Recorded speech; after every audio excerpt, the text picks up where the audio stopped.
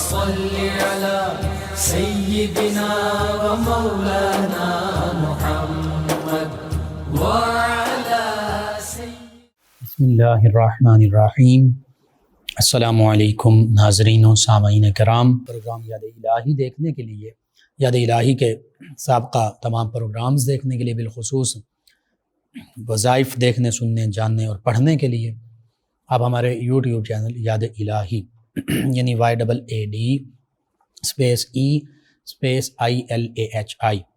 YouTube channel یاد الہی کو سبسکرائب بھی کیجئے، لائک بھی کیجئے، کمنٹس بھی کیجئے تاکہ یاد الہی کے مختلف پروگرامز اور وظائف سے آپ مکمل رہنمائی حاصل کر سکیں۔ جی ناظرین و سامعین، پروگرام یاد الہی میں روزانہ عظیم ہستیوں کے تذکارے پاک کیے جاتے ہیں اور اس کے ساتھ ساتھ کچھ ایسے موضوعات پر گفتگو ہوتی ہے جن سے آپ کو رہنمائی حاصل ہوتی ہے۔ آج شہدائے احد میں سے ایک عظیم ہستی سیدنا ذکوان بن عبد قیس رضی اللہ تعالی عنہ آپ کے تذکارے پاک ہوں گے۔ اس سے پہلے کتاب الشفا سے آج کا وظیفہ مثانے کی پتھری کا علاج۔ گردے میں اور پیتے میں پتھری ہو تو سورہ بقرہ کی آیت مبارکہ 74 اس کو 41 مرتبہ پڑھا جائے، والآخر 3 مرتبہ درود پاک پڑھا جائے، دم کر دیا جائے، پانی پر دم کر کے پانی پیتے رہیں۔ اسی طرح بعض اوقات وہ گردے کی پتھری جو ہے وہ مثانے میں آ جاتی ہے، گال بلیڈر میں آ جاتی ہے، تو پھر بھی تکلیف ہوتی ہے بہت۔ بعض اوقات آپریشن کروانا پڑتا ہے، بعض اوقات کچھ میڈیسنز ہیں ان کے ذریعے بھی علاج ہوتا ہے۔ اور اس کے ساتھ ساتھ اللہ کو یاد کیجئے، دعا کیجئے، یہ وظیفہ پڑھیے، روحانی علاج بھی کیجئے، انشاءاللہ اللہ تعالی شفا عطا فرمائے گا۔ مثانے کی پتھری کا روحانی علاج یہ ہے، سورۃ القاریعہ 30ویں پارے میں ہے، القاریعۃ ما القاریعہ، اس کو 66 مرتبہ پڑھیں، اول آخر 3 مرتبہ درود پاک پڑھیں اور پھر شہد پر دم کریں اور شہد کو پانی میں ملا کر پیتے رہیں۔ انشاءاللہ مثانے کی پتھری سے اللہ تعالی شفا عطا فرمائے گا، جلد افاقہ ہوگا۔ تو ضرور اگر آپ کو ضرورت ہے اس کو اپنے معمول کا حصہ بنائیے، اپنے اعزاء اقربا، رشتہ دار، دوست، احباب، پڑوسی، محلہ دار، امت مسلمہ تک پہنچائیے۔ میرے آپ کے ہمارے بتانے سے ہمارے کسی بھی مسلمان بہن بھائی، کسی مسلمان فرد کا فائدہ ہوتا ہے۔ انشاءاللہ یہ ہمارے لیے دین و دنیا آخرت میں بھلائی، فائدے، نجات اور شفا کا باعث ہوگا۔ اللہ سبحانہ و تعالی ہمیں آسانیاں عطا فرمائے، ہمیں آسانیاں بانٹنے والا بنائے، مشکلات سے ہماری حفاظت فرمائے، آمین۔ جی ناظرین و سامعین، شہید غزوہ احد، پہرہ دار مصطفیٰ کریم صلی اللہ علیہ وآلہ وسلم، اور ایسی ہستی کہ جو مہاجر بھی ہیں، جو انصاری بھی ہیں، دوہری نسبتیں جنہیں حاصل ہیں۔ نبی کریم صلی اللہ علیہ وآلہ وسلم کے دست مبارکہ پر مدینہ منورہ میں سے جن ہستیوں نے سب سے پہلے بیعت کی دست مبارکہ پر، ان میں سیدنا ذکوان بن عبد قیس رضی اللہ عنہ بھی شامل ہیں۔ آپ کے تذکارے مبارکہ کرتے ہیں۔ اس سے پہلے صحابہ کرام علیہم رضوان میں چونکہ آپ بھی شامل ہیں، تو صحابہ کرام علیہم رضوان ان کی عظمت، رفعت اور شان کیا ہے، وراء الورا ہے۔ چند ایک پہلوؤں کا ذکر کر لیتے ہیں۔ ہر شخص یہ جانتا ہے، بالخصوص علم سے تعلق رکھنے والے، تحقیق سے تعلق رکھنے والے لوگ یہ جانتے ہیں کہ وحی الہی کی روشنی جب عرش اولی سے اس زمین تک پہنچی تو پھر اس روشنی، اس نور ہدایت کی روشن کرنوں سے سب سے پہلے آقا کریم صلی اللہ علیہ وآلہ وسلم کے وسیلہ جلیلہ سے جن ہستیوں نے فیض پایا، جن ہستیوں نے اس نور ہدایت کو اپنے قلوب و اذہان میں سمایا، جن ہستیوں نے اس نور ہدایت سے اپنے دلوں کو، اپنے سینوں کو روشن اور منور بھی کیا، ٹھنڈا بھی کیا، ان ہستیوں کو صحابہ کرام علیہم رضوان کہا جاتا ہے۔ یہ صحابہ کرام علیہم رضوان کی مقدس جماعت ہے جو بعد از انبیاء کرام علیہم السلام عظمت، رفعت اور شان کے حوالے سے مینارہ نور ہیں۔ اور نبی کریم صلی اللہ علیہ وآلہ وسلم کے صدقے سے ان صحابہ کرام علیہم رضوان کو وہ شانیں عطا ہوئیں جن کا کوئی تصور بھی نہیں کر سکتا، اور جن کی کوئی برابری کا، ہمسری کا دعویٰ بھی نہیں کر سکتا۔ اس امت مسلمہ میں اولیاء کاملین صالحین بڑا مقام ہے، کوئی غوث ہیں، کوئی قطب ہیں، کوئی قلندر ہیں، اور اسی طرح دیگر مناصب ہیں، قطب ارشاد، اسی طرح ان تمام بہت بڑے بڑے یہ مناصب ہیں، اولیاء اللہ کے بہت بڑے یہ دراجات ہیں، اللہ تعالیٰ کے مقرب بندوں میں یہ شامل ہے، اللہ تعالیٰ کے کا قرب ان ہستیوں کو حاصل ہے، لیکن تمام غوث، قطب، ابدال، قلندر وہ اکٹھے ہو جائیں، حالانکہ ان کی بڑی شان ہے، لیکن وہ کسی ایک صحابی رضی اللہ عنہ کے مقام تک نہیں پہنچ سکتے۔ حضور غوث اعظم رضی اللہ عنہ نے خود بھی اس کا تذکرہ فرمایا، جنہیں پیر پیرا، میر میراں کہا جاتا ہے، وہ خود اس کا تذکرہ فرماتے ہیں کہ کائنات کے تمام اولیاء اللہ بھی اکٹھے ہوں تو کسی صحابی رضی اللہ عنہ کی گرد راہ کو بھی نہیں پا سکتے۔ یہ صحابہ کرام علیہم الرضوان کا مقام و مرتبہ۔ اسی طرح سیدنا عمر بن عبدالعزیز رضی اللہ عنہ نے غالباً فرمایا تھا کہ تمام مسلمان اکٹھے ہو جائیں، تمام بڑے بڑے مناصب والے لوگ اکٹھے ہو جائیں، کسی صحابی رضی اللہ عنہ کی سواری کے جانور کے سموں کو جو لگنے والی گرد ہے اس تک بھی نہیں پہنچ سکتے۔ یہ صحابہ کرام علیہم الرضوان کا مقام و مرتبہ ہے۔ اسی لیے آقا کریم صلی اللہ علیہ وآلہ وسلم کے فرامین مبارکہ میں ہمیں ملتا ہے کہ اصحابی کالنجوم فبأیہم اقتدیتم اہتدیتم، فرمایا کہ میرے تو تمام صحابہ کرام علیہم الرضوان یہ نجوم ہدایت ہیں، روشن ستارے ہیں، فرمایا تم ان میں سے جس کی بھی پیروی کرو گے تم ہدایت پا جاؤ گے، کیونکہ یہ خود ہدایت کے منبع ہیں، ہدایت کا نور ان کے پاس اللہ کے پیارے حبیب صلی اللہ علیہ وآلہ وسلم کے وسیلے سے براہ راست اللہ رب العزت کی ذات بابرکات سے پہنچا ہے۔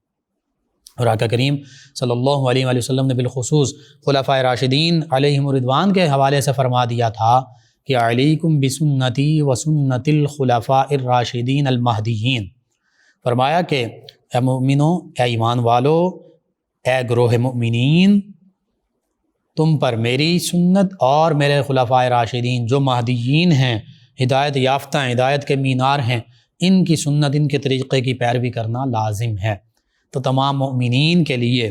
اللہ کے پیارے حبیب صلی اللہ علیہ وآلہ وسلم یہ فرما رہے ہیں کہ میرا طریقہ اور میرے چاروں خلفائے راشدین رضوان اللہ علیہ مجمعین کا طریقہ یہ تمہارے لیے مشعل راہ ہے، یہ تمہارے لیے ہدایت کا باعث ہے۔ اور پھر تمام صحابہ کرام علیہم الرضوان کے بارے میں فرمایا کہ میرا جو صحابی جس خطہ زمین پر وصال پائے گا، شہادت پائے گا، اس کی تدفین ہوگی،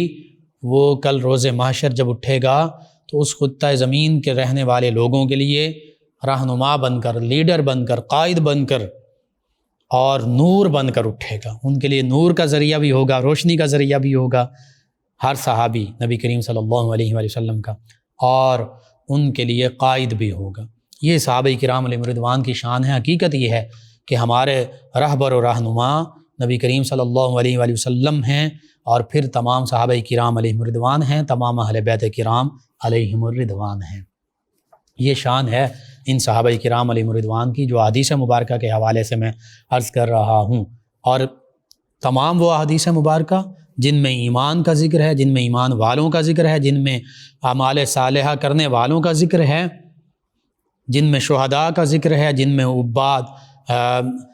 جو عابد لوگ ہیں ان کا ذکر ہے، جو زاہد ہیں ان کا ذکر ہے، جو اخلاق اور کردار والی ہستیاں ان کا ذکر ہے، تمام نیک عمدہ خصائل والی ہستیوں کا ذکر ہے ایمان اور اعمال صالحہ کے حوالے سے۔ اس کے سب سے پہلے مصداق آقا کریم صلی اللہ علیہ وآلہ وسلم کے وسیلے سے آپ سے فیض پانے والے صحابہ کرام علیہم الرضوان ہی ہیں۔ تو پتہ چلتا ہے کہ پھر ایک حدیث نہیں، 10 حدیثیں نہیں،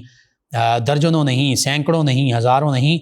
بلکہ یہ کہا جائے تو بے جا نہیں ہوگا کہ اکثر حدیثیں، ہزاروں لاکھوں احادیث مبارکہ وہ ان صحابہ کرام علیہم الرضوان کی شان بیان کر رہی ہیں۔ جیسے اگر قرآن مجید فرقان حمید ہم پڑھیں تو وہ تمام آیات بینات جن میں مؤمنین کا ذکر ہے، جن میں ایمان والوں کا ذکر ہے، جن میں اعمال صالحہ کرنے والوں کا ذکر ہے، تو یہ ساری کی ساری آیات بینات صحابہ کرام علیہم الرضوان کی شان ہیں۔ یعنی اگر میں تمام قرآن مجید فرقان حمید پڑھتا جاؤں، میں تمام احادیث مبارکہ پڑھتا جاؤں، تو پھر اس میں کن کی شانوں کا ذکر ہوگا؟ اس میں نبی کریم صلی اللہ علیہ وآلہ وسلم کہ روشن ستاروں کی شانوں کا ذکر ہوگا، تو پتہ چلا تمام قرآن مجید، فرقان حمید اور تمام احادیث مبارکہ یہ صحابہ کرام علیہم رضوان کی شان پر گواہ ہیں۔ تو آپ قرآن مجید، فرقان حمید پڑھتے جائیے، آپ احادیث مبارکہ پڑھتے جائیے، صحابہ کرام علیہم رضوان کی شان، عظمت، رفعت یہ آپ پر آشکار ہوتی جائے گی۔ تو پھر پتہ چلا کہ نبی کریم صلی اللہ علیہ وآلہ وسلم کی شان تو وراء الورا، اور حقیقت میں آقا کریم صلی اللہ علیہ وآلہ وسلم کی عظمت، رفعت اور شان بیان کرنے کا کوئی حق ادا ہی نہیں کر سکتا، کیونکہ اللہ رب العزت ان کی عظمتیں، رفعتیں اور شانیں بیان کرتا ہے۔ جن کی شانیں اللہ بیان فرمائے ان کی شان میں، آپ، ہم کیسے ان کی شان بیان کرنے کا حق ادا کر سکتے ہیں؟ اور صحابہ کرام علیہم رضوان بھی وہی ہیں کہ جن کی شانیں اللہ اور اس کے حبیب صلی اللہ علیہ وآلہ وسلم بیان فرما رہے ہیں۔ تو جن کی شانیں اللہ اور اس کے پیارے حبیب صلی اللہ علیہ وآلہ وسلم بیان فرمائیں قرآن میں، حدیث میں، ہم ان کی شان، عظمت، رفعت بیان کرنے کا حق ادا ہی نہیں کر سکتے۔ بس جو اللہ اور اس کے پیارے حبیب صلی اللہ علیہ وآلہ وسلم نے ان کی شانوں کا ذکر فرمایا، اسی کا ہم بھی ذکر کرتے ہیں۔ اور پھر ان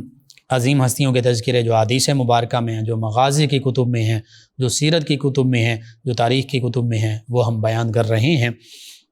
صحابہ کرام علیہم رضوان تو یہ وہ ہستیاں ہیں کہ ان کی سیرت آفتاب نبوت صلی اللہ علیہ وآلہ وسلم کے عکس سے کچھ اس طرح ذو فشاں ہوئی کہ صبح قیامت تک تمام گم گشتہ راہ جو ہیں وہ انہی کی سیرت اور اخلاق اور کردار، انہی کی زندگیوں سے ہدایت پا سکتے ہیں۔ یعنی آج بھی اگر کوئی ہدایت پانا چاہتا ہے، نبی کریم صلی اللہ علیہ وآلہ وسلم کا اسوہ حسنہ اس کے سامنے ہے، اور اسی اسوہ حسنہ کے جو پرتو ہیں، جن پر عکس پڑا اور روشنی پڑی، اور پھر وہ بھی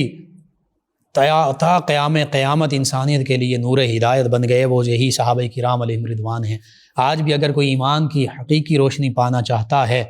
تو پھر اسے صحابہ کرام علیہم رضوان کی پیروی کرنا پڑے گی، کیونکہ صحابہ کرام علیہم رضوان نے وہ ایمان کی حقیقی روشنی، وہ نور ہدایت آقا کریم صلی اللہ علیہ وآلہ وسلم سے براہ راست پایا، اور پھر اس کو اس کائنات کے، اس دنیا کے مختلف خطوں تک پہنچا دیا۔ اور یہی وہ صحابہ کرام علیہم رضوان ہیں کہ جن کی مقدس اور پاک زندگیوں سے بہت سے راہ ہدایت سے بھٹکے ہوئے لوگوں نے راہ پائی، اور انشاءاللہ پاتے رہیں گے، اور ایسی راہ پائی کہ پھر وہ خود دوسروں کے رہبر و رہنما بن گئے۔ براہ راست اس کا ذکر کریں تو وہ تابعین اعظام علیہم رضوان ہیں جنہوں نے ان صحابہ کرام علیہم رضوان سے نور ہدایت حاصل کیا، اور پھر وہ بھی اس دنیا میں انسانیت کے، مؤمنین کے، ایمان والوں کے وہ بھی راہبر و رہنما بن گئے۔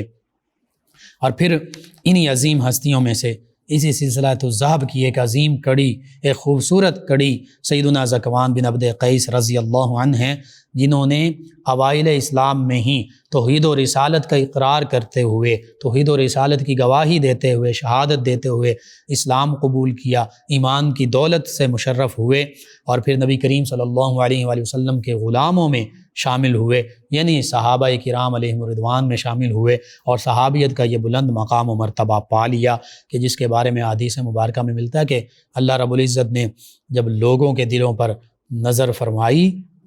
جیسے کہ اس کی شان کے لائق ہے، وہ ہماری نگاہ نہیں، وہ ہماری نظر نہیں، تو اللہ نے جب اپنی نظر فرمائی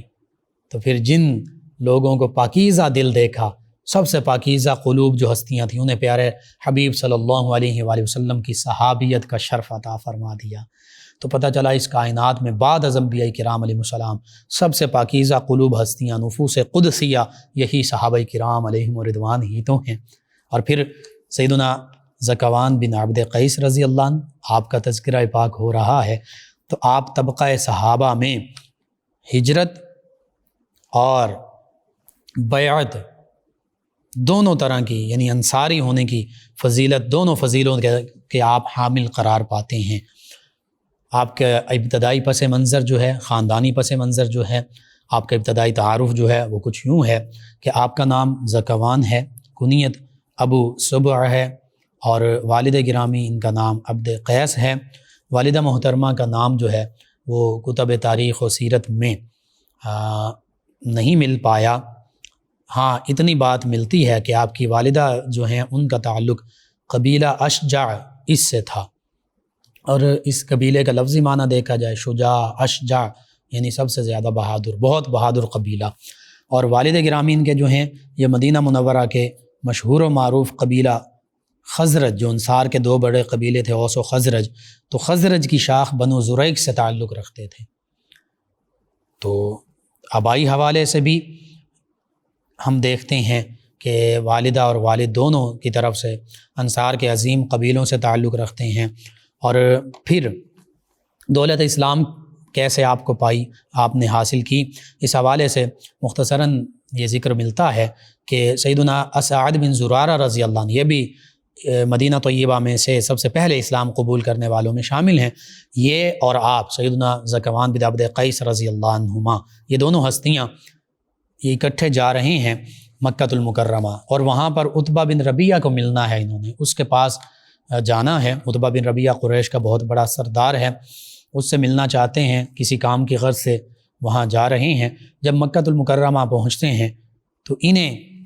لوگوں سے پتہ چلتا ہے کہ نبی آخر الزماں صلی اللہ علیہ وآلہ وسلم، ایک ہستی ایسی ہیں محمد صلی اللہ علیہ وآلہ وسلم، جو یہ کہتی ہیں کہ میں آخری نبی ہوں، میں آخری رسول ہوں، میں اللہ کا سچا نبی، سچا رسول ہوں۔ تو انہوں نے کسی شخص سے رسول کریم خاتم النبیین صلی اللہ علیہ وآلہ وسلم کا مبارک تذکرہ سنا، تو بجائے عتبہ کے پاس جانے کے یہ نبی کریم صلی اللہ علیہ وآلہ وسلم کی بارگاہ اقدس میں حاضر ہو گئے۔ یہ اللہ رب العزت نے چونکہ ان کو چن لیا تھا، منتخب فرما لیا تھا، تو انہیں ان ہستیوں کو یہ سعادت ملنی تھی۔ تو عتبہ کے پاس پھر کیا لینے جانا تھا، پھر آقا کریم صلی اللہ علیہ وآلہ وسلم کی بارگاہ کی حاضری ہی، سعادت ہی اور اسلام کی دولت ہی ملنی تھی۔ تو نبی کریم صلی اللہ علیہ وآلہ وسلم کی خدمت اقدس میں حاضر ہوتے ہیں۔ نبی کریم صلی اللہ علیہ وآلہ وسلم نے جیسے آپ کا معمول تھا، جو بھی آپ کے پاس حاضر ہوتا، چاہے وہ کوئی بڑے سے بڑا سردار ہوتا، چاہے وہ کوئی غلام ہوتا، چاہے وہ مکہ مکرمہ کا رہنے والا ہوتا، چاہے وہ کسی اور علاقے کا ہوتا، مدینہ طیبہ کا رہنے والا ہوتا، چاہے وہ مقیم ہوتا، چاہے مسافر ہوتا، آقا کریم صلی اللہ علیہ وآلہ وسلم تو ہر ایک کو محبت کے ساتھ قرآن کا درس دیا کرتے تھے، اسلام کا پیغام دیا کرتے تھے، اسلام کی دعوت دیا کرتے تھے، توحید کا پیغام پہنچایا کرتے تھے، رسالت کا پیغام پہنچایا کرتے تھے، ختم نبوت، ختم رسالت کا پیغام پہنچایا کرتے تھے۔ تو بس ان کو بھی اسی محبت کے ساتھ، مواعظ حسنہ کے ساتھ، ان کو بھی اپنی دل نشیں انداز کے ساتھ آقا کریم صلی اللہ علیہ وآلہ وسلم نے اپنے دل نشیں انداز کے ساتھ اسلام کی دعوت دی، توحید و رسالت کا پیغام دیا۔ تو اور قرآن مجید فرقان حمید کی چند آیات بینات ان کو تلاوت کر کے سنائیں۔ قرآن مجید فرقان حمید کا یہ بہت بڑا معجزہ ہے، اور یہ نبی کریم صلی اللہ علیہ وآلہ وسلم کا بھی معجزہ ہے، یہ قرآن کا اعجاز ہے، نبی کریم صلی اللہ علیہ وآلہ وسلم کا معجزہ ہے، اللہ تعالیٰ کی قدرت کاملہ ہے۔ قرآن مجید فرقان حمید ایسی کتاب ہدایت ہے، آج بھی کوئی اس کو خلوص نیت کے ساتھ، تعصبات کو بالائے طاق رکھتے ہوئے کوئی غیر مسلم بھی پڑھتا جائے، سمجھتا جائے، تو اس کے دل میں بھی اس قرآن مجید فرقان حمید کا نور ہدایت اترنا شروع ہو جاتا ہے۔ حتیٰ کہ سمجھ کر پڑھنا یہ تو ضروری ہے، اس کا بڑا فائدہ ہے، صرف تلاوت بھی عربی مخارج کے ساتھ،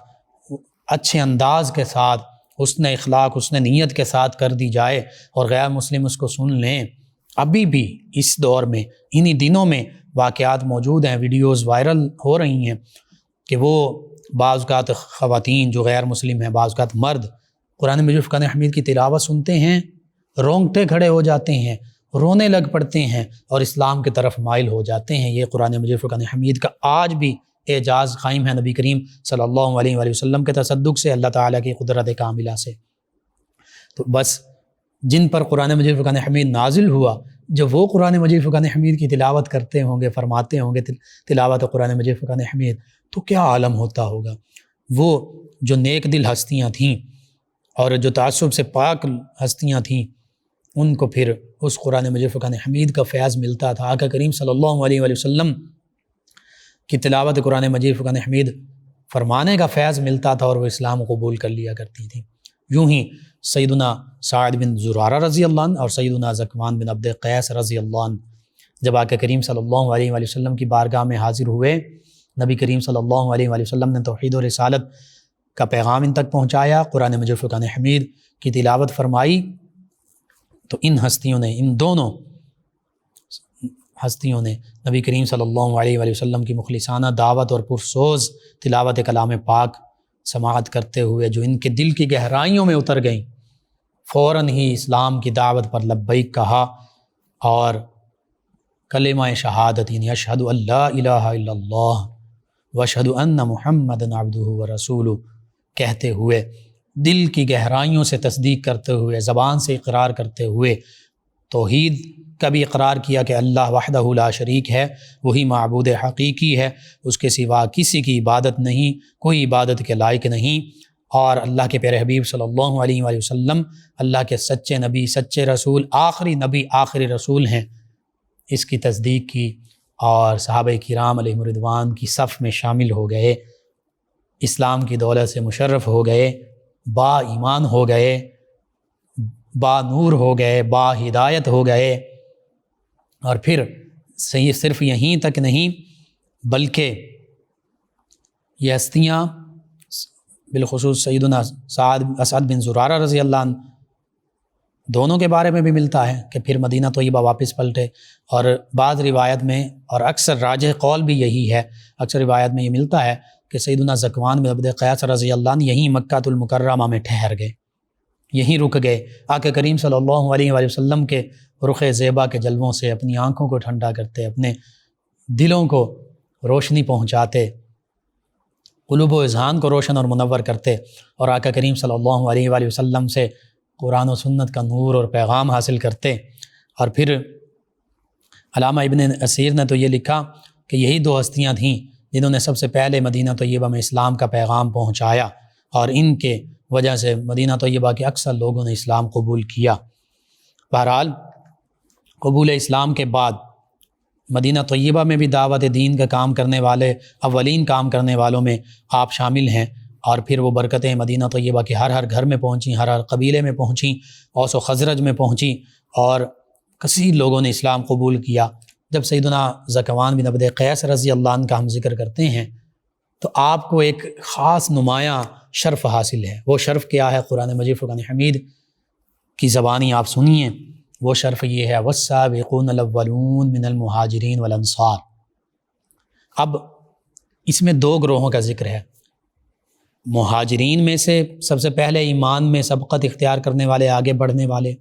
انصار میں سے ایمان میں سب سے آگے بڑھنے والے، سبقت اختیار کرنے والے، یہ دو گروہ ہو گئے، مہاجرین کے سابقین، اولین سابقین مہاجرین، اور اولین سابقین انصار۔ لیکن سیدنا ذکوان بن عبد قیس رضی اللہ عنہ کو اگر ہم آپ کا ذکر کریں تو آپ مہاجرین میں بھی سابقین، اولین سابقین ہیں، اور انصار میں بھی اولین سابقین ہیں۔ دوہرا شرف آپ کو حاصل ہے، یعنی آپ مہاجر صحابی بھی ہیں، آپ انصاری صحابی بھی ہیں۔ یہ اللہ تعالیٰ نے آپ کو شرف عطا فرمایا، اور یہ واحد آپ ہستی ہیں جن کو اس شرف سے اللہ رب العزت نے نوازا۔ اسی طرح شرف بیعت کا ذکر کیا جائے تو نبی کریم صلی اللہ علیہ وآلہ وسلم کے دست مبارکہ پر اسلام قبول کیا، ایمان کی دولت سے مشرف ہوئے، اس کے ساتھ ساتھ پھر اولیت اسلام کی اس خصوصیت کے ساتھ ساتھ سیدنا ذکوان بن عبد قیس رضی اللہ عنہ بیعت عقبہ اولیٰ اور بیعت عقبہ ثانیہ اس میں بھی شریک رہے، 2 مرتبہ بیعت کا شرف حاصل رہا، یہ بھی بہت بڑا شرف ہے۔ اس طرح نبی کریم صلی اللہ علیہ وآلہ وسلم کے دست حق پرست پر 2 مرتبہ آپ ہی کو شرف حاصل ہوا بیعت کرنے کا، اور تذکرہ نگاروں کے نزدیک، مورخین کے نزدیک بیعت کے بعد آپ کی ذات میں عشق رسالت صلی اللہ علیہ وآلہ وسلم کا کچھ ایسا غلبہ ہوا کہ آپ رسول کریم صلی اللہ علیہ وآلہ وسلم کے ہمراہ مکہ مکرمہ میں ہی حاضر ہوئے، اور یہیں پر ہجرت مدینہ منورہ تک یہیں پر آپ موجود رہے، یہیں پر اقامت پذیر رہے۔ اس حوالے سے میں نے عرض کیا کہ اللہ تعالیٰ نے آپ کو دونوں شرف جو ہیں ان سے نوازا کہ مکہ المکرمہ میں رہے، اور پھر یہاں سے مدینہ طیبہ کی جانب ہجرت کی تو مہاجر صحابی، اور چونکہ مدینہ طیبہ سے آ کر آپ نے اسلام قبول کیا تھا، اصل میں مدینہ طیبہ کے رہنے والے تھے تو انصاری صحابی ہیں۔ دونوں شرف اللہ تعالیٰ نے آپ کو عطا فرمائے، اور اس کا تذکرہ طبقات کبریٰ میں بھی ہے، دیگر جو تاریخ سیرت کی تذکرے کی کتابیں ہیں ان میں آپ کا تذکرہ ملتا ہے کہ جب نبی کریم صلی اللہ علیہ وآلہ وسلم نے صحابہ کرام علیہم رضوان کو مدینہ طیبہ کی جانب ہجرت کرنے کا حکم ارشاد فرمایا، تو چونکہ یہ بھی مکہ المکرمہ میں تشریف فرما تھے تو ان صحابی رضی اللہ عنہ ذکوان بن عبد قیس رضی اللہ عنہ نے دیگر صحابہ کرام علیہم رضوان کے ساتھ مل کر مدینہ طیبہ کی جانب ہجرت کی، اور جب ہجرت کی مکہ المکرمہ سے مدینہ طیبہ تو مہاجر کہلائے، اور جب وہاں پہنچ گئے تو مہاجر کا شرف تو ہے، لیکن چونکہ وہیں کے رہنے والے تھے تو انصار صحابہ کرام علیہم رضوان میں بھی شامل ہیں، تو انصاری بھی کہلائے۔ تو اس لیے آپ بیک وقت مہاجر صحابی بھی ہیں، انصاری صحابی بھی ہیں۔ اس کے ساتھ ساتھ نبی کریم صلی اللہ علیہ وآلہ وسلم کے ساتھ آپ کی جو محبت کا عالم تھا، نبی کریم صلی اللہ علیہ وآلہ وسلم کہ آپ جان نثار تھے، جان نچھاور کرنے والے، جس طرح دیگر تمام صحابہ کرام علیہم رضوان نبی رحمت صلی اللہ علیہ وآلہ وسلم پر اپنا تن من دھن، اپنی جان مال سب کچھ قربان، حتیٰ کہ اولاد بھی قربان کر دیا کرتے تھے، اسی طرح آپ بھی انہی عظیم ہستیوں میں شامل ہیں، صحابہ کرام علیہم رضوان کی اسی عظیم جماعت میں شامل ہیں۔ آپ کو دیگر جو شرف حاصل ہوئے ان میں ایک شرف یہ بھی ہے، آپ نبی کریم صلی اللہ علیہ وآلہ وسلم کے خصوصی پہرہ داروں میں شامل ہیں، اسپیشل پہرے دار۔ اور پھر یہ آپ کو شرف کیسے حاصل ہوا؟ جب نبی کریم صلی اللہ علیہ وآلہ وسلم مدینہ طیبہ ہجرت کر کے تشریف لائے تو اس موقع پر ابتدائی دور میں صحابہ کرام علیہم رضوان کی پاکیزہ ترین مقدس جماعت میں سے چند ایک صحابہ کرام علیہم رضوان جو ہیں انہیں یہ شرف حاصل تھا کہ وہ نبی کریم صلی اللہ علیہ وآلہ وسلم کے یوں کہہ لیجئے پرسنل گارڈ تھے، ان کو یہ شرف تھا۔ حالانکہ اللہ رب العزت فرماتا واللہ یعصمک من الناس، اے اللہ کے پیارے حبیب صلی اللہ علیہ وسلم، اللہ تعالیٰ آپ کی ہر معاملے میں آپ کی عصمت و عزت کی آپ کی حفاظت فرمائے گا۔ بہرحال یہ بھی نبی کریم صلی اللہ علیہ وآلہ وسلم کی سنت مبارکہ ہے کہ اللہ تعالیٰ کی طرف سے جو دی ہوئی زندگی ہے اس کی حفاظت کی جائے، اس کی حفاظت کرنا یہ بھی ہمارے فریضے میں شامل ہے۔ تو نبی کریم اور صحابہ کرام علیہ رضوان خود یہ چاہتے تھے کہ ہمیں یہ شرف ملے، ہم آگے سے آگے بڑھ کر آقا کریم صلی اللہ علیہ وآلہ وسلم کی بارگاہ میں حاضر ہوں، اور تاکہ نبی کریم صلی اللہ علیہ وآلہ وسلم کو معاذ اللہ ثم معاذ اللہ کوئی بھی کسی قسم کا نقصان نہ پہنچا سکے، اور ہم اپنی جانیں آقا کریم صلی اللہ علیہ وآلہ وسلم پر نچھاور کر دیں۔ تو بس نبی کریم صلی اللہ علیہ وآلہ وسلم کی پہرے داری کا شرف جن ہستیوں کو حاصل ہوا، ان 8 خوش نصیب صحابہ کرام علیہ رضوان میں سیدنا ذکوان بن عبد قیس رضی اللہ عنہ بھی شامل ہیں، خصوصی پہرہ داروں میں شامل ہیں۔ تو اس حوالے سے احادیث مبارکہ میں جو کتاب المغازی، جو غزوات کے حوالے سے چیپٹرز موجود ہیں، ابواب موجود ہیں، ان کو پڑھیے۔ سیرت کی کتب میں جہاں غزوات کا ذکر ہے ان کو پڑھیے۔ اسی طرح تذکرہ مورخین نے جہاں نبی کریم صلی اللہ علیہ وآلہ وسلم کی غزوات کا ذکر کیا وہاں پڑھیے۔ تو مغازی اور کتب سیرت میں موجود ہے، بالخصوص غزوہ بدر سے جب نبی کریم صلی اللہ علیہ وآلہ وسلم فتح کی شان کے ساتھ واپس تشریف لا رہے تھے، مدینہ طیبہ لوٹ رہے تھے، تو راستے میں ایک مقام غالباً اسیل، اس پر قیام فرمایا، پڑاؤ ڈالا آقا کریم صلی اللہ علیہ وآلہ وسلم نے۔ تو اس موقع پر سورج غروب ہو چکا تھا اور رات کی تاریکی چھا چکی تھی، تو نبی کریم صلی اللہ علیہ وآلہ وسلم نے اپنے اصحاب مقدس سے پوچھا، دریافت فرمایا کہ آج رات پہرہ داری کون کرے گا، آج رات کون پہرہ دے گا؟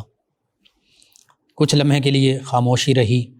تو پھر ایک جوان اٹھے اور عرض کیا، یا رسول اللہ صلی اللہ علیہ وسلم لبیک، میں حاضر ہوں، لبیک یا رسول اللہ صلی اللہ علیہ وسلم۔ نبی کریم صلی اللہ علیہ وآلہ وسلم نے پوچھا تم کون ہو؟ تو جواب میں عرض کیا گیا ذکوان بن عبد قیس رضی اللہ عنہ، یعنی انہوں نے جواب دیا اور عرض کیا کہ جب آقا کریم صلی اللہ علیہ وآلہ وسلم نے نام دریافت فرمایا، شناخت دریافت فرمائی، تو انہوں نے عرض کیا میں ذکوان بن عبد قیس ہوں۔ نبی کریم صلی اللہ علیہ وآلہ وسلم نے ارشاد فرمایا بیٹھ جاؤ۔ پھر تھوڑی دیر بعد آقا کریم رؤوف الرحیم علیہ الصلوۃ والتسلیم نے ارشاد فرمایا، پوچھا آج کی رات پہرہ داری کون کرے گا، آج پہرہ کون دے گا؟ تو پھر ذکوان بن عبد قیس رضی اللہ عنہ اٹھتے ہیں اور عرض کرتے ہیں، یا رسول اللہ صلی اللہ علیہ وسلم میں حاضر ہوں، میں آج کی رات پہرہ دوں گا۔ آقا کریم صلی اللہ علیہ وآلہ وسلم پوچھتے ہیں تم کون ہو؟ تو یہ عرض کرتے ہیں میں ابن عبد قیس ہوں۔ پہلے ذکوان بن عبد قیس عرض کیا، اب عرض کیا میں ابن عبد قیس ہوں، یعنی عبد قیس کا بیٹا ہوں۔ نبی کریم صلی اللہ علیہ وآلہ وسلم نے ارشاد فرمایا بیٹھ جاؤ۔ پھر تھوڑی دیر کے بعد آقا کریم صلی اللہ علیہ وآلہ وسلم نے تیسری مرتبہ یوں ہی ارشاد فرمایا کہ آج رات کون پہرا دے گا، آج کون پہرا داری کرے گا، آج رات کون جاگے گا، کون حفاظت کی ڈیوٹی جو ہے وہ سر انجام دے گا۔ تو پھر یہی اٹھ کھڑے ہوتے ہیں، عرض کرتے ہیں یا رسول اللہ صلی اللہ علیہ وسلم میں آج کی رات پہرا دوں گا۔ آقا کریم صلی اللہ علیہ وآلہ وسلم ارشاد فرماتے ہیں کہ تم کون ہو؟ تو یہ عرض کرتے ہیں ابو سبع،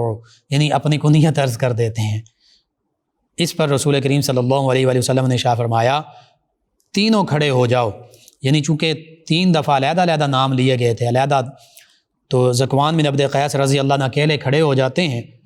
کیونکہ ہر مرتبہ انہوں نے عرض کیا تھا۔ تو رسول کریم صلی اللہ علیہ وآلہ وسلم نے ارشاد فرمایا تمہارے باقی دونوں ساتھی کہاں ہیں؟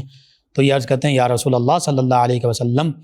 میں نے ہی آپ کے حضور رات کے اس تاریکی میں 3 مرتبہ عرض کیا ہے۔ تو نبی کریم صلی اللہ علیہ وآلہ وسلم ان کے اس جذبہ جانثاری اور اس جوش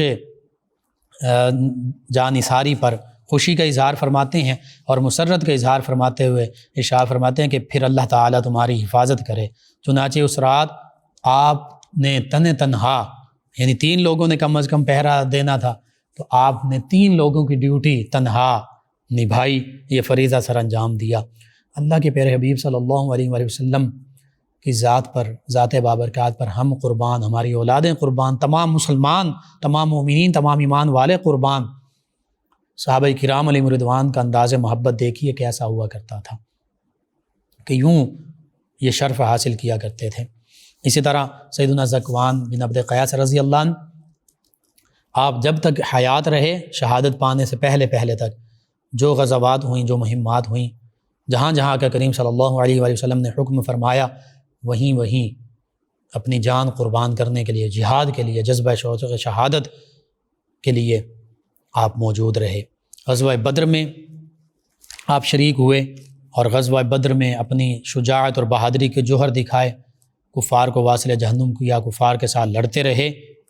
اور پھر اسی طرح غزوہ احد میں بھی آپ شریک ہوئے۔ احد کے میدان میں جب آقا کریم صلی اللہ علیہ وآلہ وسلم نے مومنین کو، ایمان والوں کو، صحابہ کرام علیہم رضوان کو حکم دیا چلنے کا، تو دیگر صحابہ کرام علیہم رضوان کی طرح آپ بھی خوشی کے ساتھ، مسرت کے ساتھ، جوش جہاد، شوق شہادت کے ساتھ چل پڑے۔ میدان احد میں جب مارکہ کارزار گرم ہوا، حق و باطل کا یہ دوسرا بڑا مارکہ بپا ہو رہا ہے، ادھر کفار مکہ جو ہیں وہ اپنے بدر کے مقتولین کا بدلہ لینے کے لیے انتقام کی آگ میں جل رہے ہیں، انتقام کی آگ بھڑک رہی ہے، اور وہ یہ کہہ رہے ہیں کہ ہم اپنے مقتولین کا بدلہ لیں گے، اور بڑی تیاری کر کے آئے ہیں، پورا سال تیاری میں گزارا، اسلحہ جمع کیا، لوگ اکٹھے کیے، وہ جو تجارت سے جتنا منافع ہوا وہ سارا اس جنگ میں جھونک دیا۔ ان کی عورتیں ساتھ ہیں جو رجزیہ اشعار پڑھ رہی ہیں، اور ان کے حوالے سے شرابوں کے جام چل رہے ہیں۔ یہ معاملات ہیں کفار کی صفوں میں، اور بظاہر بظاہر بڑے جوش میں ہیں، بظاہر بڑی ایک انتقام کی سوچ میں ہیں، اور اپنی دانش میں یہ سمجھ رہے ہیں معاذ اللہ ثم معاذ اللہ، ہم ایمان والوں کو، ہم مومنین کو جو صحابہ کرام علیہم رضوان ہیں، معاذ اللہ ثم معاذ اللہ، ان کو نقصان پہنچائیں گے، ان کو صفحہ ہستی سے مٹا دیں گے، مدینہ طیبہ پر حملہ کی جرت کر رہے ہیں، اس سوچ کے ساتھ آ رہے ہیں، سوچ بد کے ساتھ۔ لیکن قربان جائیں تمام ایمان والوں پر، مومنین صحابہ کرام علیہم رضوان کی جماعت پر۔ اور حقیقت یہ ہے کہ مومنین میں کامل مومنین یہی ہستیاں ہیں جنہوں نے آقا کریم صلی اللہ علیہ وآلہ وسلم سے براہ راست ایمان کی دولت پائی، اور جنہوں نے اپنی جانیں تک نبی کریم صلی اللہ علیہ وآلہ وسلم کے حکم پر قربان کر دیں۔ ان سے بڑھ کر کون مومنین میں شامل ہو سکتا ہے، کون ایمان والا ہو سکتا ہے؟ بہرحال سیدنا ذکوان بن عبد قیس رضی اللہ عنہ بھی اسی جوش اور جذبے کے ساتھ، شہادت کے شوق میں، جہاد کے جذبے کے ساتھ میدان احد میں موجود ہیں، اور نبی کریم صلی اللہ علیہ وآلہ وسلم نے ان کے لیے یہاں میدان احد میں بھی ایک بہت عظیم بشارت کی نوید سنائی، ایک عظیم خوشخبری سنائی۔ وہ کیا تھی؟ احد کے دن جب مشرکین نے چیلنج کیا کہ حل من مبارز، کہ کون ہے جو ہمارا مقابلہ کرے، کون میدان میں آئے گا؟ تو نبی کریم صلی اللہ علیہ وآلہ وسلم نے ارشاد فرمایا، مومنین کا عاملین صحابہ کرام علیہم رضوان سے پوچھا کہ ان مشرکین کے جواب میں ان کے مقابلے میں کون نکلے گا؟ تو یہ سنتے ہی فوراً سیدنا ذکوان بن عبد قیس رضی اللہ عنہ اپنی جگہ سے اٹھ کھڑے ہوئے اور اپنے آپ کو اس عظیم کارنامے کے لیے، اس مقابلے کے لیے سب سے پہلے نکلنے کے لیے پیش کر دیا۔ نبی کریم صلی اللہ علیہ وآلہ وسلم نے جب ان کے اس شوق شہادت کے جذبے کو دیکھا، جذبہ جہاد کو دیکھا، جذبہ جان نثاری کو دیکھا، تو دیکھ کر ارشاد فرمایا کہ جو شخص کسی ایسے آدمی کو دیکھنا چاہے جو کل اپنے پاؤں سے جنت کی ہریالی کو روندتا پھرے گا، یعنی جنت کا گھاس، جنت کی ہریالی اس کے پاؤں کے نیچے ہوگی، وہ ان کو دیکھ لے۔ یہ ان صحابہ کرام علیہم رضوان میں شامل ہیں۔ 10 تو وہ صحابہ کرام علیہم رضوان ہیں نا، عشرہ مبشرہ، جن کو اکٹھے نام لے کر ارشاد فرمایا کہ ابو بکر جنتی ہیں، عمر جنتی ہیں، عثمان جنتی ہیں، علی جنتی ہیں، عبد الرحمن بن عوف جنتی ہیں، طلحہ جنتی ہیں، سعد جنتی ہیں، سعید جنتی ہیں۔ ان کا نام لے لے کے فرمایا کہ یہ جنتی ہیں۔ یہ ایک ہی موقع پر 10 صحابہ کرام علیہم رضوان کا نام لے کر ارشاد فرمایا جنتی ہیں، لیکن اور یہ عشرہ مبشرہ ہیں، بڑی شان ہے ان کی۔ ان کے ساتھ ساتھ کچھ ایسے بھی صحابہ کرام علیہم رضوان ہیں جن کو فرداً ایک ایک کر کے جنت کی بشارت عطا فرمائی۔ ان میں سیدنا ذکوان بن عبد قیس رضی اللہ عنہ بھی اولین فہرست میں شامل ہیں۔ یہ بڑی بات ہے، آقا کریم صلی اللہ علیہ وآلہ وسلم کے تمام صحابہ کرام علیہم رضوان جنتی ہیں۔ وَكُلًّا وَعَدَ اللَّهُ الْحُسْنَى، اللہ فرماتا ہے کہ ہم نے تو ان تمام صحابہ کرام علیہم رضوان کے ساتھ جنت کا وعدہ فرمایا ہے، بھلائی کا وعدہ فرمایا ہے، بہتری کا وعدہ فرمایا، حسنہ، ہر بہتر نعمت کا وعدہ فرمایا ہے۔ لیکن یہ صحابہ کرام ایسے ہیں جن کا نام لے لے کر آقا کریم صلی اللہ علیہ وآلہ وسلم جنت کی بشارت ارشاد فرما رہے ہیں۔ اور حلیۃ الاولیاء میں ابو نعیم علیہ رحمہ لکھتے ہیں کہ آپ نے جب زبان رسالت مآب صلی اللہ علیہ وآلہ وسلم سے وما ينطق عن الهوى ان هو الا وحی یوحی کی مقدس زبان سے جب یہ ارشاد سنا، یہ بشارت سنی، یہ خوشخبری سنی، یہ نوید جاں فضا سنی، تو فوراً اپنے اہل و عیال کو الوداع کہنے کے لیے چل پڑے۔ اپنے گھر گئے بیوی بچوں کے پاس کہ میں ان کو الوداع کہوں، میں ان کے ساتھ آخری ملاقات کراؤں۔ تو روایات میں موجود ہے، مورخین نے لکھا، تذکرہ نگاروں نے لکھا کہ آپ کی اہلیہ اور آپ کی بیٹیوں نے بالخصوص آپ کا دامن تھام لیا اور کہنے لگے اے ابو سبع، یعنی آپ کی زوجہ، پھر آپ کی بیٹیاں یوں کہنے لگی ہوں گی اے والد گرامی، آپ ہمیں، آپ کی زوجہ نے ابو سبع آپ کی کنیت سے پکارا ہوگا، آپ کی بیٹیوں نے بابا جان کہا ہوگا، کیا بابا جان آپ ہمیں چھوڑ کر کہاں جا رہے ہیں؟ تو یہ صحابی رسول دیگر صحابہ کرام علیہم رضوان کی طرح جن میں جذبہ جہاد،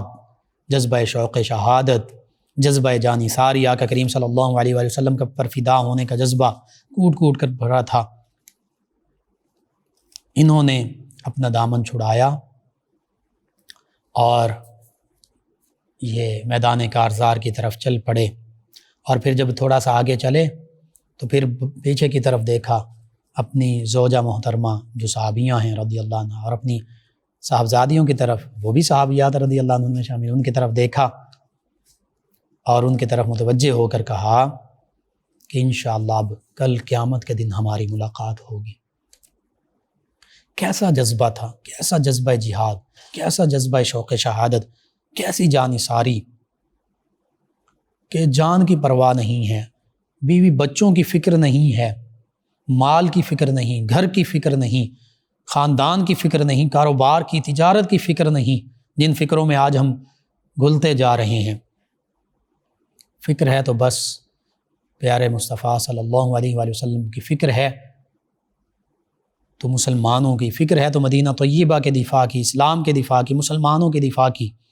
اعلاء کلمت الحق کی فکر ہے، حق پر ڈٹ جانے کی فکر ہے، اپنی جان قربان کرنے کا جذبہ ہے۔ یہ صحابہ کرام علیہم رضوان کی عظمت فرشان تھی، اور غالباً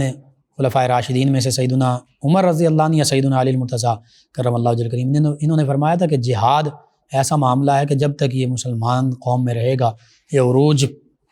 اور اپنے مقام پر قائم رہیں گے، جب اس کو چھوڑ دیا جائے گا تو یہ زوال کا شکار ہو جائیں گے۔ آج ہمارے ساتھ یہی معاملہ ہے۔ صحابہ کرام علیہم رضوان جو مومنین کاملین تھے، جہاد میں ہر لمحہ موجود رہتے تھے، تو اللہ تعالیٰ فتح و نصرت بھی عطا فرماتا تھا، مال غنیمت بھی ضمناً عطا فرما دیتا تھا۔ شہادت حالانکہ یہ مقصود نہیں تھا، شہادت ہے مطلوب و مقصود مومن، نہ مال غنیمت نہ کشور کشائی، لیکن مال غنیمت اور کشور کشائی اللہ تعالیٰ اپنے فضل سے یہ بھی عطا فرما دیا کرتا تھا، یہ مقصود نہیں تھا، مقصود شوق شہادت ہوتا تھا۔ بہرحال ان صحابی رضی اللہ عنہ کا بھی یہی شوق شہادت، یہی جذبہ تھا۔ پھر میدان احد میں آئے، پھر یوں لڑے۔ آپ ان کا لڑنے کا انداز، ان کے جہاد کا انداز دیکھیے۔ نبی کریم صلی اللہ علیہ وآلہ وسلم کا دفاع کرتے ہوئے سیدنا ذکوان بن عبد قیس رضی اللہ عنہ آپ صلی اللہ علیہ وآلہ وسلم کے سامنے بھی موجود رہے، اور پھر سامنے جو لشکر آتا، جو کفار کا دستہ آتا، جو کفار کا جتھا آتا، نبی کریم صلی اللہ علیہ وآلہ وسلم نے اس موقع پر خود ارشاد فرمایا۔ سیدنا علی المرتضیٰ کرم اللہ وجہ کریم اس واقعے کو بیان کرتے ہیں کہ احد کے دن جنگ ختم ہو جانے کے بعد، اب ان کی شہادت کا ذکر ہے، اس سے پہلے ان کی لڑائی کا ذکر یوں ہے کہ نبی کریم صلی اللہ علیہ وآلہ وسلم فرماتے ہیں کہ کون اس کفار کے جتھے کے ساتھ لڑے گا؟ تو سیدنا ذکوان بن عبد قیس رضی اللہ عنہ بھاگتے ہوئے جاتے ہیں اپنے، اور اس کفار کے جتھے کے ساتھ بھیڑ جاتے ہیں، یعنی ان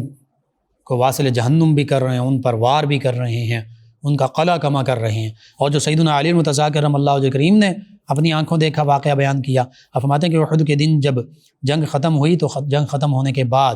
نبی کریم صلی اللہ علیہ وآلہ وسلم نے ارشاد فرمایا کہ ذکوان بن عبد قیس کے بارے میں کون جانتا ہے؟ تو فرماتے ہیں کہ میں نے عرض کیا یا رسول اللہ صلی اللہ علیہ وسلم، میں جنگ کے دوران خود پہنے وہ جو لوہے کا حفاظی لباس ہوتا ہے، فرماتے ہیں وہ میں نے ایک گھڑ سوار کو دیکھا جس نے یہ پہنا ہوا تھا، اور اس نے اپنے گھوڑے کے ایڑ لگائی یہاں تک کہ وہ ذکوان بن عبد قیس رضی اللہ عنہ کے قریب پہنچ گیا، اور وہ یوں کہہ رہا تھا کہ آج یا تو بچے گا یا میں بچوں گا، یعنی سیدنا ذکوان بن عبد قیس رضی اللہ عنہ سے یوں کہہ رہا تھا۔ آپ اس بہادری اور جرأت کے ساتھ لڑ رہے تھے تو کہ اب وہ یوں پاگل ہو چکا ہے، وہ کافر جو گھوڑے پر ہے، جس کے پاس سامان بھی زیادہ، جس نے زرہ بھی پہنی ہوئی ہے، لباس بھی پہنا ہوا ہے، وہ کہتا ہے کہ آج ان صحابی رضی اللہ عنہ ذکوان بن عبد قیس کو مخاطب کر کے کہہ رہا ہے کہ آج تم بچو گے یا میں بچوں گا، یعنی یا تمہیں شہید کر دوں گا یا پھر میں خود واصل جہنم ہو جاؤں گا، یہی کہنا ہے۔ بہرحال سیدنا علی المرتضیٰ کرم اللہ وجہ کریم فرماتے ہیں چنانچہ اس شخص نے آپ پر اپنا گھوڑا دوڑا دیا، آپ کی طرف دوڑایا۔ سیدنا ذکوان بن عبد قیس رضی اللہ عنہ یہ پیدل تھے، پیادہ تھے، تو اس لیے اس کافر کی زد میں آ گئے، اور اس طرح اس بدبخت نے آپ رضی اللہ عنہ کو شہید کر دیا۔ سیدنا علی المرتضیٰ کرم اللہ وجہ کریم فرماتے ہیں کہ میں دور سے یہ منظر دیکھ رہا تھا، جیسے ہی میں نے یہ منظر دیکھا، میں یہ منظر دیکھتے ہی اس بدبخت کی طرف بڑھا، وہ ابو الحکم اخنس بن شریک تھا۔ تو کہتے ہیں کہ میں جب اس کی طرف بڑھا، وہ گھوڑے پر سوار تھا، میں نے اس کے پاؤں پر تلوار کا ایسا وار کیا کہ اس کا پاؤں جو ہے، اس کا پیر جو ہے آدھی ران سے، اس کی ٹانگ جو ہے آدھی ران سے کٹ گئی۔ پھر فرماتے ہیں سیدنا علی المرتضیٰ کرم اللہ وجہ کریم، پھر میں نے اس کو گھوڑے سے گرا دیا، اور چشم زدن میں، یعنی تھوڑے سے ہی وقت میں نے اسے جہنم رسید کر دیا، واصل جہنم کر دیا۔ تو سیدنا ذکوان بن عبد قیس رضی اللہ عنہ تو شہادت کی تمنا لے کر چلے تھے، اور جذبہ شہادت کے ساتھ میدان احد میں آئے تھے۔ اللہ تعالیٰ نے ان کی آرزو، ان کی خواہش، ان کی تمنا پوری فرما دی، وہ شہادت کا بلند رتبہ پا گئے، اور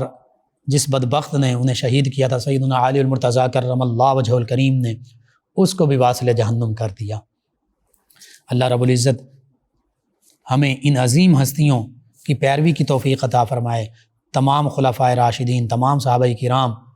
جن میں سیدنا علی المرتضیٰ کرم اللہ وجہ الکریم بھی شامل ہیں، جن میں سیدنا ابو بکر صدیق رضی اللہ عنہ، سیدنا عمر فاروق اعظم رضی اللہ عنہ، سیدنا عثمان ذو النورین رضی اللہ عنہ بھی شامل ہیں، اور بالخصوص آج کی ہماری ممدوح ہستی سیدنا ذکوان بن عبد قیس رضی اللہ عنہ بھی شامل ہیں۔ اللہ تعالیٰ سے یہ دعا، اللہ تعالیٰ ہمیں ان تمام ہستیوں، ان تمام صحابہ کرام اہل بیت کرام، آقا کریم صلی اللہ علیہ وآلہ وسلم سبھی ہستیوں کے نقش قدم پر چلنے والا بنا دے۔ ہمیں ان کی محبت جہاں عطا فرمائی ہے اس محبت کا تقاضے کے طور پر ان کی پیروی کرنے کی توفیق عطا فرمائے۔ ان ہستیوں کے تقدس، ان کے صدقے سے اللہ تعالی عالم اسلام کو اپنا کھویا وہ وقار اوج کمال دوبارہ عطا فرما دے، آمین۔ اللہم صلی علی سیدنا و مولانا محمد وعلی آپ سماعت فرما رہے ہیں پروگرام یاد الہی۔ ناظرین سامعین اس دوران ہمیں جوائن کیا ہمارے لسنر ہیں حبیب صاحب، کہتے ہیں کہ میرا سوال ہے کہ میں جب گھر آتا ہوں تو گھر میں سکون نہیں ملتا، اس حوالے سے کچھ بتا دیں۔ جب آپ گھر میں داخل ہوں السلام علیکم ورحمۃ اللہ سب سے کہیں اونچی آواز میں، اور گھر میں داخل ہونے سے پہلے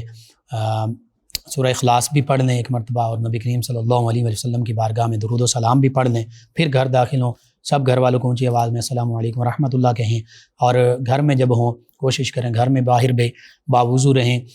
گھر میں داخل ہو کر آپ سورہ فاتحہ، آیت الکرسی اور چاروں قل 3 مرتبہ پڑھ لیا کریں، گھر پر بھی پھونک مار دیں، اپنوں پر بھی پھونک مار دیں، انشاءاللہ اللہ تعالیٰ بہتری فرما دے گا۔ محمد بوٹا صاحب ہیں، کہتے ہیں السلام علیکم، جی وعلیکم السلام، اپنی خوبصورت دعاؤں سے نوازا، آپ کے لیے بھی یہی دعائیں، تو ہم تمام امت مسلمہ کے لیے بھی یہی دعائیں، اللہ تعالیٰ ہم سب کے حق میں یہ دعائیں قبول فرمائے، آمین۔ ایک اور ہمارے لسنر ہیں شہباز علی، کہتے ہیں السلام علیکم بھائی، جی وعلیکم السلام، انہوں نے پروگرام کو پسند کیا، جی شکریہ آپ کا۔ شازیہ ساجد صاحب ہیں، کہتے ہیں السلام علیکم بھائی، جی وعلیکم السلام، کہتے ہیں کہ ہمیشہ سے ایسی ہی اچھی باتیں ہمیں بتاتے رہیں، اور انہوں نے اپنے خواب کا ذکر کیا کہ یوں مجھے لگا، میں نے دیکھا کہ نمائش لگی ہوئی ہے جس میں اونٹ ہیں، ہیرے جواہرات ہیں، مٹی کے برتن ہیں، اس نمائش کی جگہ پر پڑے ہیں، اور لوگ کہہ رہے ہیں کہ یہ آئیں دیکھیں، یہ تو مدینہ طیبہ سے ساری چیزیں آئی ہیں، میں بہت خوش ہوں، سب کچھ دیکھتی ہوں، اس کی تعبیر بتا دیں۔ جی انشاءاللہ اللہ تعالیٰ آپ کو مدینہ طیبہ کی بادب زیارت کی توفیق عطا فرمائے۔ اس میں یہی ہے کہ نبی کریم صلی اللہ علیہ وآلہ وسلم اور آپ کی نسبت سے جو چیزیں ہیں ان کا ہمیں ادب احترام بھی کرنا چاہیے، اور انشاءاللہ جو اللہ نے چاہا، ضروری نہیں یہی چیزیں، جو اللہ نے چاہا آپ کو مدینہ طیبہ کی زیارت ہوگی، اللہ نے چاہا ضرور، اور وہاں پر جو آقا کریم صلی اللہ علیہ وآلہ وسلم سے نسبت رکھنے والی جگہیں ہیں یا مقامات ہیں وہ بھی آپ زیارت کر سکتی ہیں۔ اللہ تعالیٰ ہر بندہ مومن کو ان چیزوں کی جو حقیقت میں بھی موجود ہیں ان کی زیارت کی توفیق عطا فرمائے، اس میں کوئی گھبرانے کی ضرورت نہیں، انشاءاللہ آپ کے لیے بہت نیک اور اچھا خواب ہے۔ عثمان ظفر صاحب ہیں، کہتے ہیں السلام علیکم، جی وعلیکم السلام، کہتے ہیں uncle please give me answer, آپ کا سوال یہاں موجود نہیں ہے، سوال دوبارہ لکھ بھیجیے، انشاءاللہ میں آنسر دوں گا۔ نور العین صاحبہ کہتے ہیں السلام علیکم، جی وعلیکم السلام،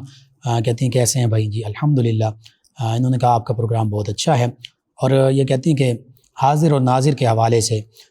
کیا آپ کہتے ہیں نبی کریم صلی اللہ علیہ وآلہ وسلم کے حوالے سے جب بیان کیا جاتا ہے؟ جی میں مختصراً عرض کر دیتا ہوں، شاہدہ، یہ اللہ تعالیٰ نے اپنے پیارے حبیب صلی اللہ علیہ وآلہ وسلم کو فرمایا کہ آپ شاہد ہیں، شاہد کا معنی ہوتا ہے گواہ، اور کہیں فرمایا وَيَكُونَ الرَّسُولُ عَلَيْكُمْ شَهِيدًا، رسول مکرم صلی اللہ علیہ وآلہ وسلم تم سب پر گواہ ہوں گے۔ تو گواہ کا لفظی معنی یہ ہے جس نے کوئی معاملہ اپنے سامنے دیکھا ہو۔ تو اس حوالے سے آج نہیں، آج سے پہلے بھی جو مفسرین، محدثین، علماء،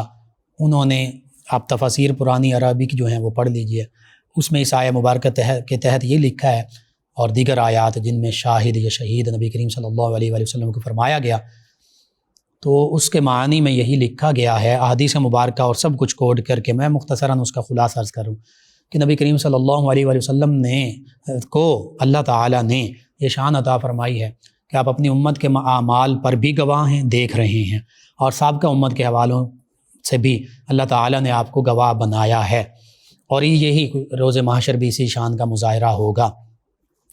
اب بعض اوقات اس کو لوگ جو ہیں معاذ اللہ ثم معاذ اللہ تعالیٰ کے ساتھ برابری کی طرف لے جاتے ہیں، برابری نہیں ہے، یعنی لفظاً کہہ دیتے ہیں کہ یہ تو اللہ کی شان ہے۔ اللہ حاضر ناظر نہیں ہے، اللہ ہر جگہ موجود ہے، ٹھیک ہے، اللہ انہ هو السمیع البصیر، وہ ہے، اللہ نے اپنے حبیب کو یہ شان دی ہے۔ حاضر ناظر کا معنی مختصراً میں عرض کر دوں، وہ یہ ہے کہ نبی کریم صلی اللہ علیہ وآلہ وسلم ہر جگہ موجود نہیں، نبی کریم صلی اللہ علیہ وآلہ وسلم اپنی قبر مبارکہ میں موجود ہیں، ہر وقت تشریف فرما ہیں۔ الانبیاء احیاء فی قبورہم یصلون، اللہ کے پیارے حبیب صلی اللہ علیہ وآلہ وسلم فرماتے ہیں کہ تمام اللہ کے نبی زندہ ہیں، اپنی قبروں میں نماز بھی پڑھتے ہیں. اور ان اللہ حرم علی الارض ان تأکل اجساد الانبیاء، اللہ تعالیٰ نے زمین پر یہ حرام فرما دیا ہے کہ وہ انبیاء کرام علیہ السلام کے پاکیزہ جسموں کو کھائے. فنبی اللہ حی یرزق، تو اللہ کے حبیب فرما رہے ہیں اللہ کے نبی زندہ ہوتے ہیں اور اللہ تعالیٰ کی طرف سے انہیں رزق بھی عطا کیا جاتا ہے. تو اس کا یہی معنی حاضر ناظر کا کہ اللہ کے نبی صلی اللہ علیہ وآلہ وسلم اپنی قبر مبارکہ میں حیات ہیں، زندہ ہیں، موجود ہیں، نماز بھی پڑھتے ہیں، اللہ کے طرف سے رزق بھی دیا جاتا ہے. ہاں، اور اپنی امت کے احوال کو مشاہدہ بھی فرما رہے ہیں اللہ تعالیٰ کی عطا سے. یہ حاضر ناظر ہے. تو کیا معاذ اللہ ثم معاذ اللہ، اللہ تعالیٰ کی کوئی قبر ہے وہاں اللہ موجود ہے؟ نہیں. اللہ تعالیٰ اپنی قبر سے دیکھ رہا ہے؟ نہیں. یہ اللہ کے نبی صلی اللہ علیہ وآلہ وسلم کی شان ہے. اللہ کو حاضر ناظر نہیں کہہ سکتے. اللہ تعالیٰ کی تو شان یہ ہے کہ اللہ انہ هو السمیع البصیر ہے. اس کی تو نظر ہماری نظر کی طرح نہیں ہے، عام نظر نہیں، اس کی شان کے لائق ہے. اور یہ نبی کریم صلی اللہ علیہ وآلہ وسلم کی شان ہے. مختصراً میں نے عرض کر دیا قرآن و حدیث کے حوالے سے. دوسرا آپ نے کہا مرشد ہم کیوں بناتے ہیں، اور آپ کہتے ہیں کہ ہمارے بھی مرشد ہیں لیکن پتہ نہیں اس کی وجہ کیا. جی، مرشد کا معنی ہوتا ہے ارشاد کرنے والا، نیکی کا راستہ دکھانے والا.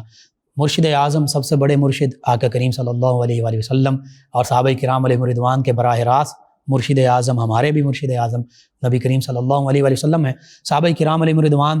کو ہدایت کہاں سے ملی؟ آقا کریم صلی اللہ علیہ وآلہ وسلم کے وسیلے سے بیعت کی. کن باتوں پر بیعت کی؟ اللہ ایک ہے، اللہ کے نبی سچے رسول، آخری نبی آخری رسول ہیں، نماز روزہ حج زکوٰۃ توحید و رسالت کا اقرار، ان پر بیعت کی. خواتین اسلام نے اور ہاتھ دے کر بیعت کی. ہاتھ میں خواتین جو صحابیات ہیں انہوں نے ہاتھ میں دیا، ویسے زبانی کلامی انہوں نے بیعت کی. حتیٰ کہ نبی کریم صلی اللہ علیہ وآلہ وسلم نے زبان شرمگاہ کی حفاظت کی ذمہ داری کی بھی بیعت لی، کہیں جہاد کے لیے بیعت کی لی. تو پتہ چلا کہ اسلام اور اسلام کی تعلیمات اور ہدایت کے لیے بیعت کرنا یہ نبی کریم صلی اللہ علیہ وآلہ وسلم کی سنت ہے. بیعت رضوان بھی ہوئی. پھر پہلے خلیفہ راشد کے دستے مبارکہ پر تمام صحابہ کرام نے بیعت کی، پھر دوسرے خلیفہ راشد ان کے دستے مبارکہ پر تمام صحابہ کرام نے بیعت کی، پھر تیسرے خلیفہ راشد ان کے. اور یہ بیعت صرف دنیا کے حوالے سے نہیں تھی کہ جہاد اور دنیاوی معاملات، نہیں، یہ ایمان کی بیعت بھی تھی، یہ جہاد کے لیے بھی تھی، یہ سبھی معاملات کے لیے تھی کہ بندہ مومن کا کوئی بھی معاملہ وہ دین اور دنیا کے خانوں میں علیحدہ علیحدہ تقسیم نہیں ہوتا، سارے معاملات ایک ہی ہیں. تو اس لیے یہ بیعت کا تصور یہاں سے ہے، یہ سنت ہے. اور مرشد کامل بھی وہی ہوتا ہے جو قرآن حدیث کا درس دے، جو اسلام کی تعلیم دے، جو نیکی کا راستہ بتائے.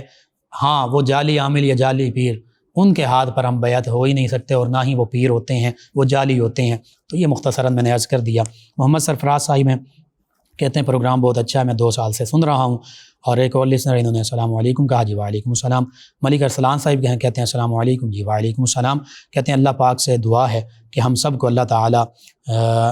اپنی اور اپنے نبی صلی اللہ علیہ وسلم کی اطاعت کرنے کی توفیق عطا فرمائے. آمین. جی بالکل آمین. سیدنا علی المرتضیٰ کرم اللہ وجہ کریم کا جو ایک کال ہے عابد قادری صاحب، انہوں نے کوڈ کیا، کہتے ہیں یہ زندگی 2 دن کی ہے. سیدنا علی المرتضیٰ فرماتے ہیں ایک دن تمہارے حق میں ہے اور ایک دن تمہارے خلاف ہے. تو فرماتے ہیں جس دن تمہارے حق میں ہو، جو دن تمہارے حق میں ہو اس دن غرور مت کرنا، اور جو دن تمہارے خلاف ہو اس دن صبر کرنا. بالکل جی ایسا ہی ہے. ایک اور لسنر ہیں، یہ کہتے ہیں السلام علیکم. کہتے ہیں کہ آمنہ اور نور آپ کا پروگرام سن رہی ہیں فیصل آباد سے، آپ کا پروگرام بہت اچھا. جی شکریہ. وعلیکم السلام. محمد علی صاحب ہیں، کہتے ہیں بھائی آپ کا کیا حال ہے؟ جی الحمدللہ. سلام بھی کہا. جی وعلیکم السلام. کہتے ہیں کہ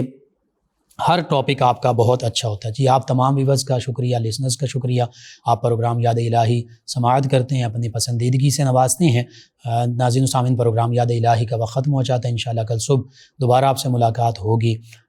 مجھے محمد لقمان رضا اور ہماری ٹیم کو اجازت دیجیے پروگرام یاد الہی سے. اللہ نگہبان. اللهم صل على سيدنا ومولانا